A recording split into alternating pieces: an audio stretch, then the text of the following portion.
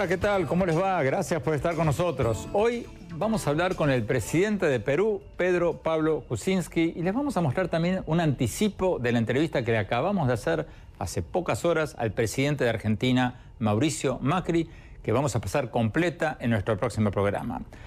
Los dos presidentes son relativamente nuevos. Ambos están dejando su marca en el mapa político latinoamericano. Le preguntamos a ambos de todo, sobre Venezuela, sobre de dónde van a venir las inversiones a América Latina, sobre las elecciones en Estados Unidos y, por supuesto, sobre Donald Trump. Creo que hay en Estados Unidos bastante inquietud sobre, obviamente, Trump y también la señora Clinton parece pues que está bastante metida con el aparato político, los sindicatos, etcétera.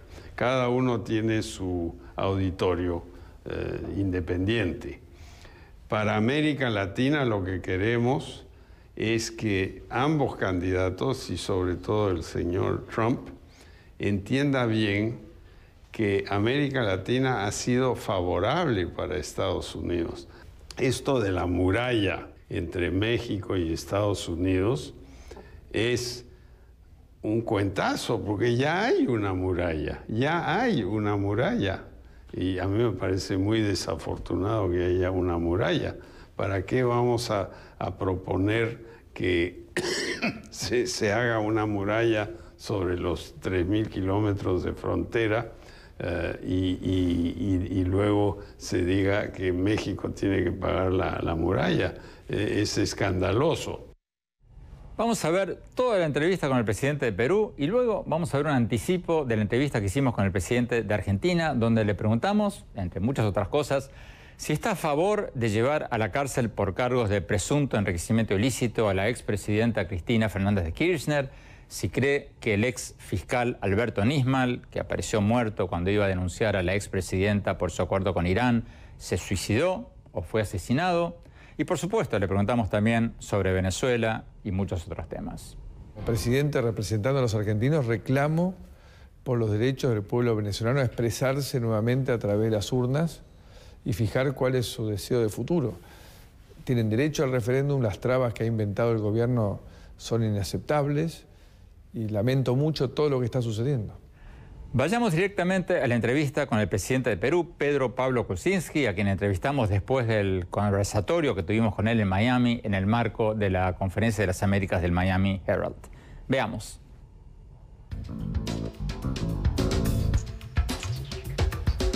Señor presidente, Pedro Pablo Kuczynski, muchas gracias por esta entrevista. Presidente, usted recientemente estuvo en Naciones Unidas y se robó los titulares al día siguiente porque fue uno de los pocos países latinoamericanos que habló del caso de Venezuela. Y después, a las pocas horas, usted dijo que se había encontrado o había hablado con el secretario de Estado John Kerry y le había planteado, si mal no recuerdo, un grupo de ayuda a Venezuela. ¿A qué exactamente se refiere usted cuando hablaba de un grupo de ayuda? Yo creo que hay dos ayudas. Una es una transición sin interferencia a un sistema más democrático, sin prisioneros políticos, en el cual los que fueron electos a la Asamblea tengan los poderes que les da la Constitución.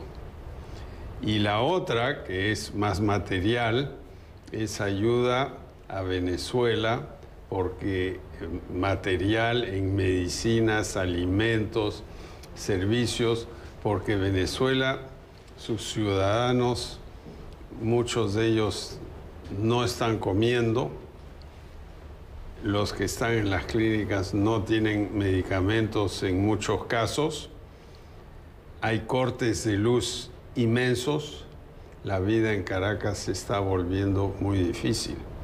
Entonces, el grupo de ayuda tendría que tener alguna coordinación con una potencia grande. Por ejemplo, en electricidad se pueden mandar barcos generadores que se ponen en La Guaira. En medicamentos tiene que haber pues un transporte por avión. Alimentos vienen de Colombia en gran parte. En fin, Por eso tiene que ser un grupo, no puede ser uno solo, tiene que ser un grupo.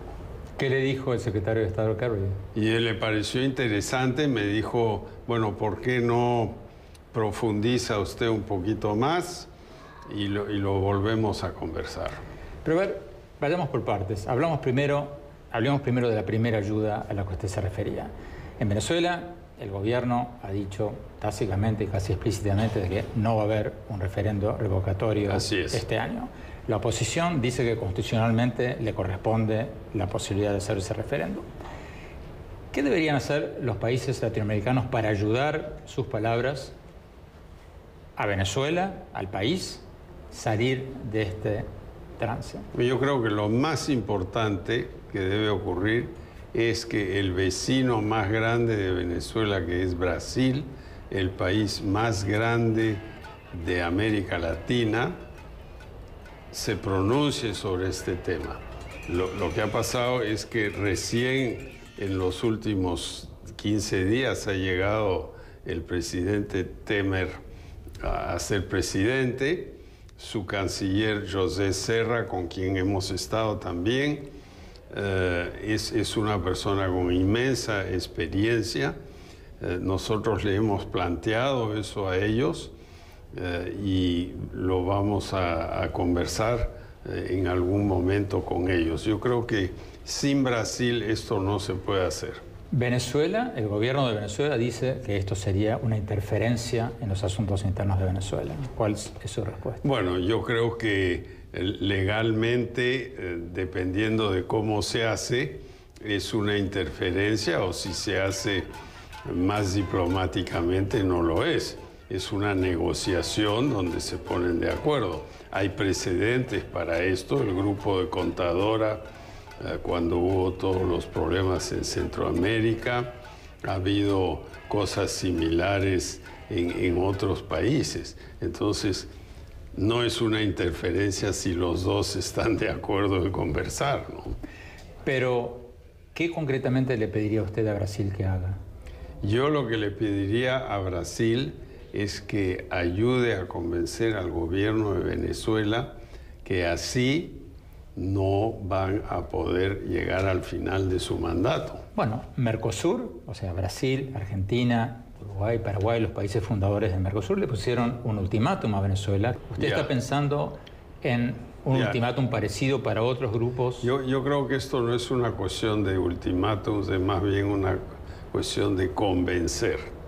Porque, ¿por qué Mercosur no tiene fuerza con Venezuela, a pesar de que Venezuela es un miembro artificial de Mercosur? Es un miembro por razones políticas, no económicas. Es porque en realidad Venezuela no le vende nada al Mercosur y compra muy poco del Mercosur. El comercio de Venezuela es con Estados Unidos y porque le prestaron plata con China, que le ayudó a capear el temporal por un tiempo. Entonces, en realidad Mercosur tiene muy poco que ver con Venezuela, ¿no? Entonces, usted no está diciendo que otros grupos diplomáticos latinoamericanos tendrían que presionar a Venezuela a No, permitir... yo creo que hay que convencer, no presionar. ¿Cómo se convence? Se convence diciéndoles, aquí está un espejo, mire usted cómo está usted. Mire usted lo que le va a pasar en el año 19, no sé cuándo termina el mandato. Usted va a terminar como Duvalier o alguien así, ¿no? O como un dictador africano que después tiene que desaparecerse. Entonces yo creo que más bien convenciendo y explicando qué salidas tienen, ¿no? Porque ellos también quieren alguna seguridad para ellos mismos, ¿no?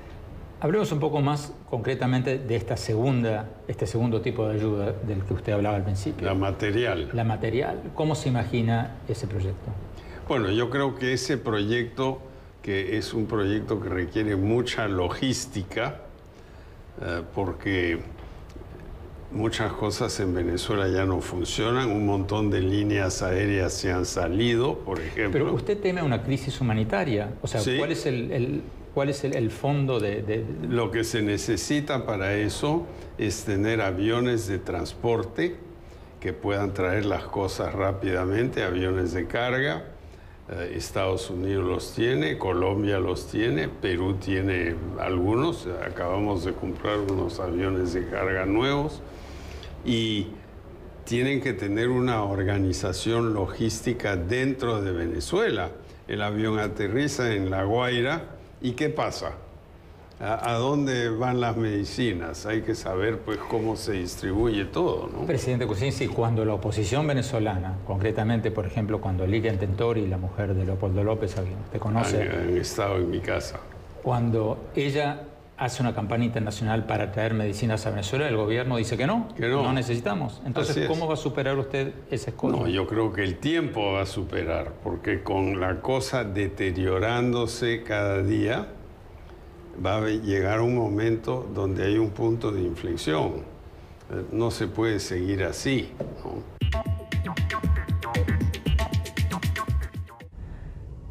Tenemos que ir a un corte. Cuando volvamos, seguimos con la entrevista con el presidente de Perú, Pedro Pablo Kuczynski. Y más tarde, en el programa, el anticipo de la entrevista que le acabamos de hacer al presidente argentino, Mauricio Macri. Ya volvemos.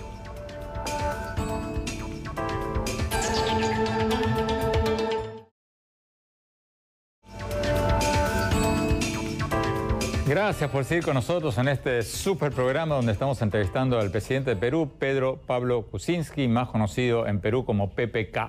Y más tarde en el programa vamos a ver el adelanto de la entrevista que le acabamos de hacer en Buenos Aires hace pocas horas al presidente de Argentina, Mauricio Macri, que vamos a pasar en su totalidad en nuestro próximo programa. Sigamos con la entrevista con PPK. Veamos.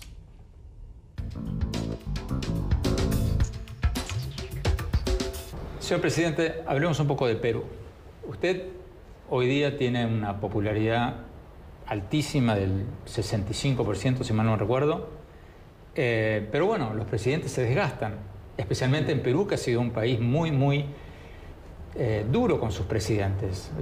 Casi todos los presidentes en Perú, al final de su mandato, terminan con el 10-15% de su popularidad.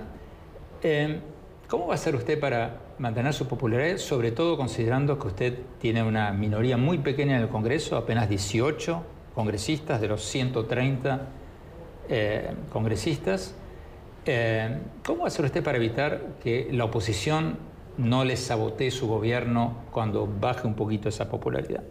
Bueno, yo creo que primero hay que saber que la Constitución del Perú, que la hizo Fujimori, es una constitución presidencialista. Le da muchos poderes al presidente. El único poder que no le da es poder viajar fuera del país, que requiere la aprobación del Congreso. O sea, le pueden decir, mire, no le apruebo su viaje. Lo que me parece muy bien, porque yo prefiero quedarme en casa. Dos, lo que miden muchas de estas encuestas de popularidad es la expectativa de la gente sobre el futuro. Si uno va bien y piensa que el próximo año, el próximo trimestre será mejor, uno es positivo y la aprobación del presidente sube. Es un poco lo que pasó en el Brexit.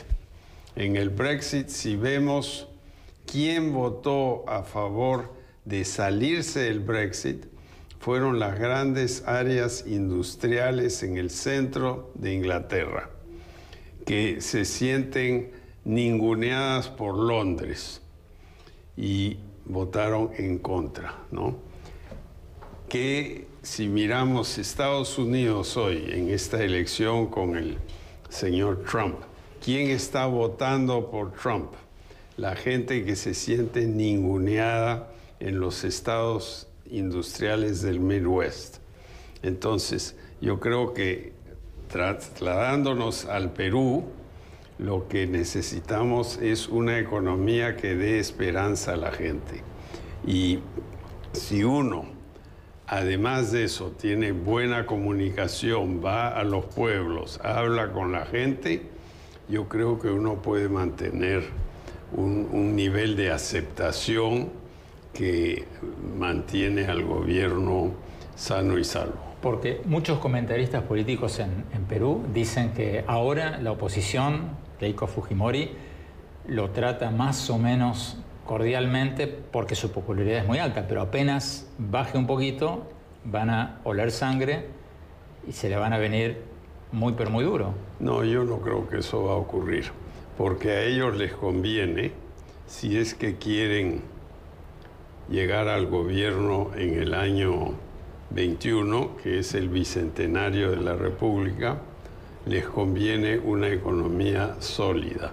Si hay un desastre, eso no les conviene porque ellos no tienen fuerza como para presentarse como los grandes salvadores de la economía. Bueno, asumamos de que ocurre lo que usted dice. Usted logra preservar su popularidad, mejora la economía. Con variaciones, siempre hay variaciones, ¿no?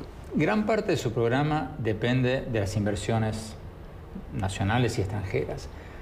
¿Cómo va a lograr, y esto es una pregunta en general para Perú y para toda América Latina, cómo van a lograr inversiones en un momento en que la economía china se está desacelerando o se desaceleró, en que las economías de Europa y de Estados Unidos tampoco están tan saludables o están relativamente saludables, donde la Reserva Federal va a subir los intereses y eso hace que la gente, los grandes inversionistas, los fondos de inversión pongan su dinero en Estados Unidos en lugar de los países emergentes? ¿Cuál tendría que ser la apuesta de Perú y de América Latina en general para atraer inversiones en esta circunstancia internacional? Yo acabo de estar en China, fue mi primer viaje fuera del Perú como presidente, que se realizó a las 6 semanas de haber asumido la presidencia. El hecho de que yo vaya a China a pedido mío, claro, con invitación de ellos, como mi primer país, me valió que me trataran como un rey.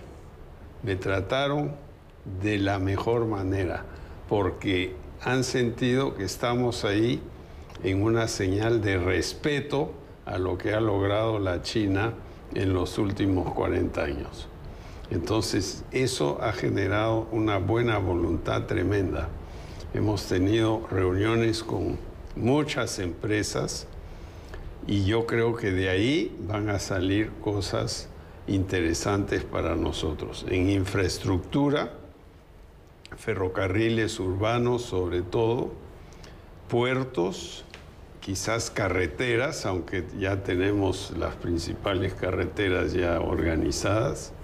De ahí van a salir proyectos industriales que les interesan por el gas relativamente barato que tenemos en el Perú. Y yo me llevé la impresión, francamente, de un entusiasmo tremendo, ¿no? O me equivoco, quizás me equivoco, pero yo tengo, digamos, ya 55 años de trabajo económico, o sea que creo que no me equivoco. ¿Y cuál sería la explicación esa? Porque por lo que leemos y por lo que hablamos, los chinos están bastante decepcionados con sus inversiones en Venezuela, en varios otros países latinoamericanos. No les fue muy bien. No, pero esos no son inversiones. Esos son préstamos que se hicieron para gobiernos del ALBA, que hoy con la caída del petróleo están contra la pared financieramente y entonces no pueden pagar los préstamos. Ecuador está en una situación similar, aunque mucho mejor que la de Venezuela. Y de repente en China hay gente, y creo que la hay, después de mi viaje estoy seguro que la hay, que están diciendo, oye, ¿para qué vamos a prestarle a gente que de repente no tiene buen crédito? Dediquémonos a las inversiones. Yo la primera cosa que dije en China es, yo no he venido a pedir préstamos ni plata, yo he venido a buscar inversiones, es otra cosa. Y el Perú, felizmente, no es un país inmenso, no necesitamos tanto, ya hay inversiones grandes chinas en el Perú que les está yendo bien en minería sobre todo. Pero ¿cuál cree usted que va a ser o que tendría que ser la principal fuente de inversión? ¿Usted cree que China va a ser el gran inversor en América Latina? ¿Ya lo fue la década pasada? No, yo creo que el Perú va a tener inversión diversificada. En aeropuertos tenemos inversión alemana, por ejemplo. Tenemos inversión suiza en muchas cosas relacionadas con el oro. Tenemos inversión turística que viene de los propios capitales peruanos. Tenemos una cantidad de líneas aéreas que llegan ahí que nunca habían oído hablar del Perú hasta hace 5 o 6 años atrás. Usted ha dicho que va a duplicar el turismo a Perú. Le pregunté una vez cuál es su proyecto de gobierno y dijo una de las cosas que más recuerdo es que dijo duplicar el turismo en 5 años. ¿Cómo lo va a hacer? Bueno, el turismo tendría que crecer al 14% anual. Es perfectamente factible. En la última década crecimos al 10% anual sin un gran esfuerzo y con un aeropuerto en Lima que ya está llegando al límite de su capacidad. Pero, presidente, ¿cómo lo van a hacer? Yo recuerdo, estuve en Machu Picchu hace pocos años y no cabía un alfiler. Era un mar de gente. ¿Cómo van a aumentar el turismo? Bueno, vamos a desarrollar otras ruinas detrás de Machu Picchu, del otro lado del Salcantay, la montaña más bella de los Andes. Está Choquequirao, que es perfectamente desarrollable. Es un Machu Picchu igual de grande, distinto de aspecto. Tenemos Cuélap en el norte, tenemos Arequipa, por ejemplo, que van turistas, pero que leen los guías de Lonely Planet, así que es gente que conoce. Ahora, por ejemplo, el tren que va de Puno a Cusco se está levantando el nivel y va a partir desde Arequipa. Entonces, eso va a ser... Ahí tenemos, yo diría, unas 6 o 7 rutas internas que podrían hacer muy factible llegar a 7 millones de turistas para el 2021. Hoy estamos en 3,5 a 4 millones de turistas. ¿Y usted cree que van a recibir las inversiones para construir todos Sí, esos? porque mucho de eso depende de capitales peruanos, ¿no? Y los empresarios peruanos, por ejemplo, en el sector hotelero, han hecho un montón de cosas. Los aeropuertos, hay capitales suizos ahí también, se puede expandir, ¿no?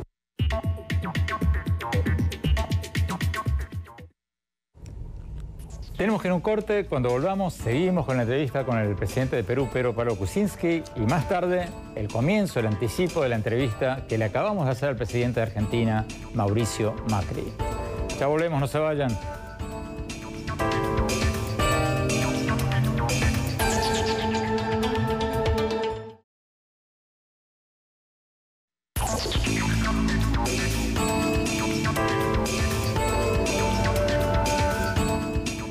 Gracias por seguir con nosotros en este programa súper especial donde estamos entrevistando al presidente de Perú, Pedro Pablo Kuczynski, más conocido en Perú como PPK. Y más tarde en el programa vamos a ver el adelanto de la entrevista que le acabamos de hacer en Buenos Aires, de donde llegamos hace pocas horas, al presidente de Argentina, Mauricio Macri, que vamos a pasar en su totalidad en nuestro próximo programa. Sigamos con la entrevista con el presidente de Perú. Veamos.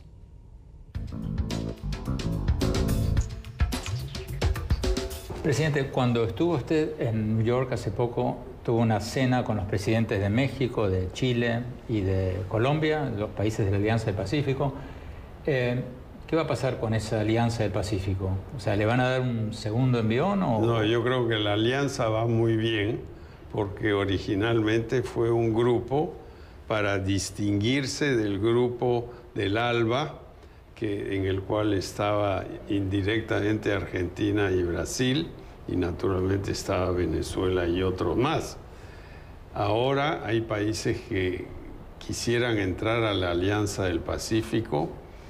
Por ejemplo, el presidente Macri estuvo en la reunión que tuvimos en el sur de Chile hace un par de meses. vino el presidente de Costa Rica también, yo acabo de estar con el presidente de Panamá. Yo creo que la alianza va a crecer y de repente, en vez de ser solo del Pacífico, pues va a ser más amplia. ¿Pero hay planes concretos para hacer eso? Hay pedidos concretos. Pero no han decidido todavía. No, todavía somos un grupo relativamente pequeño, pero yo creo que hay todo para poder hacerlo. Presidente Kuczynski, la pregunta del día que nos estamos haciendo todos. Yo sé que usted como presidente no va a hablar a favor de uno u otro candidato de Estados Unidos. Yo tengo ya bastante que hacer sin ocuparme de eso. Pero obviamente esta es una elección que va a tener un increíble impacto en todo el mundo, no solo en Estados Unidos. ¿Cómo la ve usted? A ver, déjame hacerla sabiendo su respuesta o imaginándome su respuesta de antemano. Déjame plantearla de alguna manera diferente. ¿Qué ventajas le vería usted a una y al otro? A Hillary Clinton y a Donald Trump. Bueno, yo creo que hay en Estados Unidos bastante inquietud sobre, obviamente, Trump y también la señora Clinton parece pues que está bastante metida con el aparato político, los sindicatos, etc. Cada uno tiene su auditorio independiente. Para América Latina lo que queremos es que ambos candidatos, y sobre todo el señor Trump, que América Latina ha sido favorable para Estados Unidos. La migración de América Latina hacia Estados Unidos ha rejuvenecido la población norteamericana, ha permitido, y yo estoy dispuesto a demostrarlo con cifras, que el seguro social norteamericano pueda seguir funcionando sin una nueva reforma como la que hizo Greenspan hace 30 años atrás. Ha sido positivo, ha habido costos, ha habido algo de criminalidad en algunas zonas de Los Ángeles y otros sitios, pero los beneficios han sobrepasado los costos tremendamente. Además, esto de la muralla entre México y Estados Unidos es un cuentazo, porque ya hay una muralla, y a mí me parece muy desafortunado que haya una muralla. ¿Para qué vamos a proponer que se haga una muralla sobre los 3.000 kilómetros de frontera y luego se diga que México tiene que pagar la muralla? Es escandaloso. Pero yo tengo otro sentir también.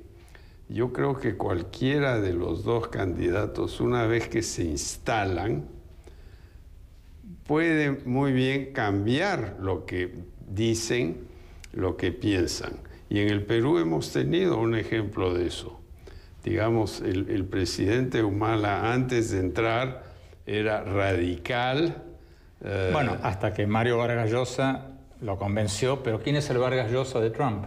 Bueno, por ahí debe estar escondido, o si no lo mandamos a Mario que lo convenza. Le pediremos que venga con Isabel Preisler a convencer a Trump. ¿Usted conoce personalmente a Trump?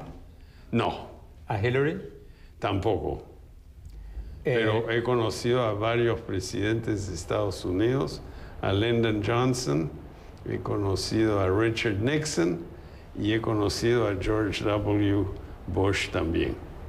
¿Pero le preocupa la idea, la posibilidad de que gane Trump? Sin duda preocupa, pero preocupa sobre todo la idea de proteccionismo, de romper acuerdos de comercio que han sido muy favorables para ambos. Esta idea de que no hay trabajo industrial en Estados Unidos debido a los tratados de libre comercio es completamente falso.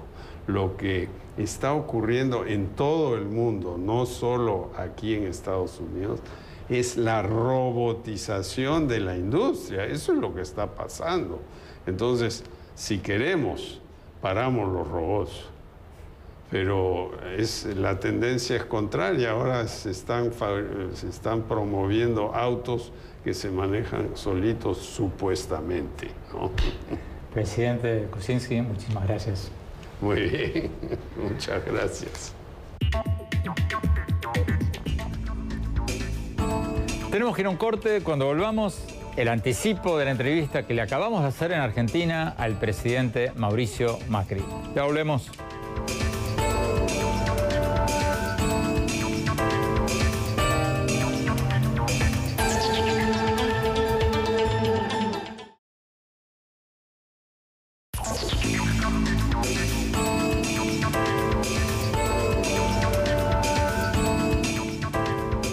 Gracias por seguir con nosotros. Como les contábamos al principio del programa, acabamos de volver de Argentina, donde entrevistamos al presidente Mauricio Macri. Le preguntamos de todo. Si cree que la expresidenta Cristina Fernández de Kirchner debería ir a la cárcel por cargos de presunto enriquecimiento ilícito, si cree que el ex fiscal Alberto Nisman, que apareció muerto cuando iba a denunciar a la expresidenta por su acuerdo con Irán, se suicidó o fue asesinado. Le preguntamos cuándo y cómo espera reducir la pobreza en Argentina. Y, por supuesto, le preguntamos también sobre el tema de Venezuela y sobre el tema de Donald Trump. Veamos la primera parte del adelanto de esta entrevista que vamos a pasar por completa, en nuestro próximo programa. Veamos.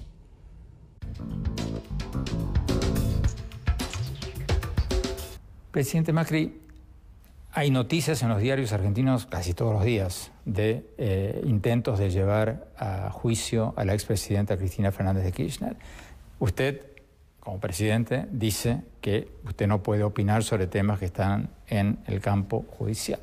Pero algunos de sus allegados dicen, o por lo menos aseguran en privado, que usted no quiere que ella vaya a la cárcel, porque dicen que a su gobierno no le conviene, no le convendría que la expresidenta Cristina Fernández de Kirchner termine en la cárcel porque crearían un mártir, le darían una ocasión para victimizarse, para considerarse una presa política, y que todo eso sería contraproducente. ¿Cierto o falso? Falso. Lo que yo creo es que no se puede manipular la justicia.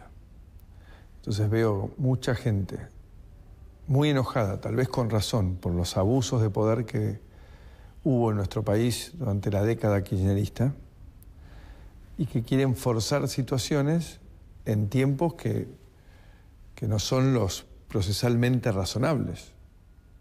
Entonces, yo creo que así como la expresidenta, victimizarse frente a las denuncias que tiene, que lo que ella tiene que hacer es responder las denuncias que pesan sobre ella y su gobierno sin enojarse y tratando de clarificar y aportar información para ver cuál es la verdad y no querer transformar todo en un hecho político. Y como presidente yo digo, justamente, algunos dirigentes de la oposición, dirigentes, tal vez algunos también que pertenecen al oficialismo, periodismo y ciudadanía, señores, las cosas hay que hacerlas según la ley. Presidente Macri, hablemos un poco de Venezuela, que es el gran tema en América del Sur y probablemente en América Latina. La oposición, como usted sabe, quiere realizar un referendo revocatorio este año, la Constitución se lo permite, no han podido o no han querido, por trabas que ellos dicen vienen del gobierno, no han podido realizarlo. Es un tema que usted cree que amerita, o sea, que debe estar en el centro de la agenda política latinoamericana, y ¿cómo lo ve? Sin lugar a dudas. Lo veo con tristeza, con preocupación. El pueblo venezolano está sufriendo mucho. La vida en Venezuela cada vez vale menos. Nos debemos enterar de una parte de lo que sucede. Y las trabas que puso el gobierno de Maduro al referéndum es una demostración más de su poco apego democrático. Hace rato que en Venezuela no se respetan los derechos humanos. Entonces yo lo he dicho en mi campaña presidente y lo ratifico como presidente. Y además siento que los argentinos le debemos a Venezuela, Andrés, la solidaridad que tuvo Venezuela en los momentos de la dictadura acá en Argentina. Es uno de los primeros lugares que recibió exiliados argentinos a vivir en Venezuela. Muchísimos argentinos terminaron viviendo en Venezuela en esa época. Entonces hoy, como presidente representando a los argentinos, reclamo por los derechos del pueblo venezolano a expresarse nuevamente a través de las urnas y fijar cuál es su deseo de futuro. Tienen derecho al referéndum, las trabas que ha inventado el gobierno son inaceptables y lamento mucho todo lo que está sucediendo. El gobierno de Venezuela dice que la postura de los países que critican al gobierno de Venezuela es intervencionista. ¿Cuál es su respuesta? Que la llamen como quieran.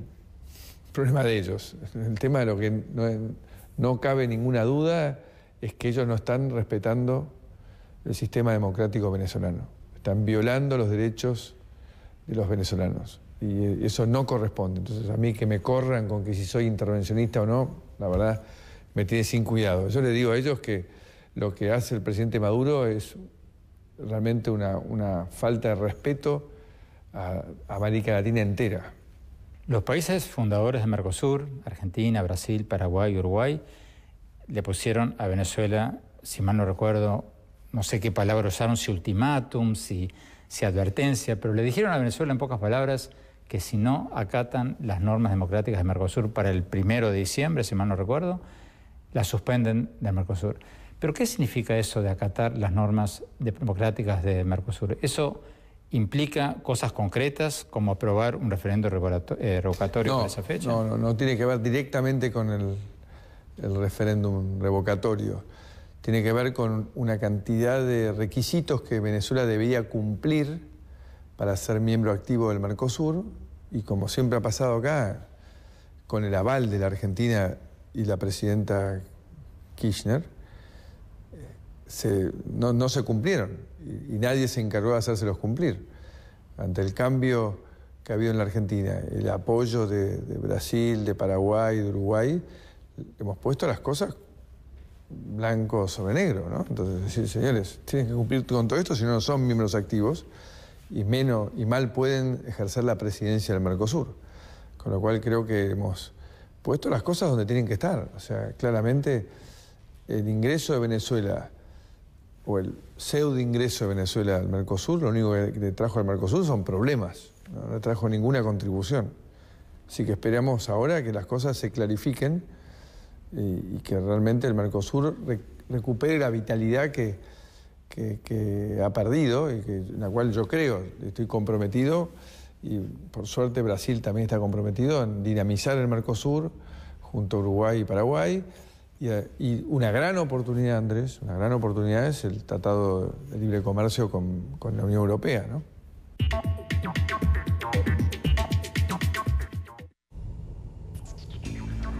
Se nos acabó el tiempo. Como les contábamos antes, vamos a pasar esta entrevista con el presidente de Argentina, Mauricio Macri, completa en nuestro próximo programa. Le preguntamos de muchísimas otras cosas internas también de Argentina, sobre los datos de pobreza, sobre la economía, sobre las inversiones, pero también sobre la muerte del fiscal Nisman y muchas otras cosas.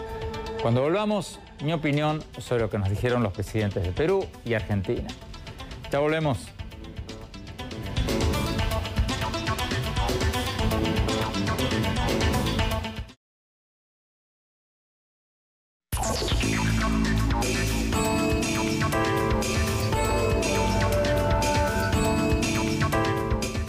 Muchas gracias por habernos acompañado y no se olviden de seguirnos en nuestro Twitter, @OppenheimerA, y en nuestra página de Facebook de Andrés Oppenheimer y en nuestra página de internet, andresoppenheimer.com, todo seguido.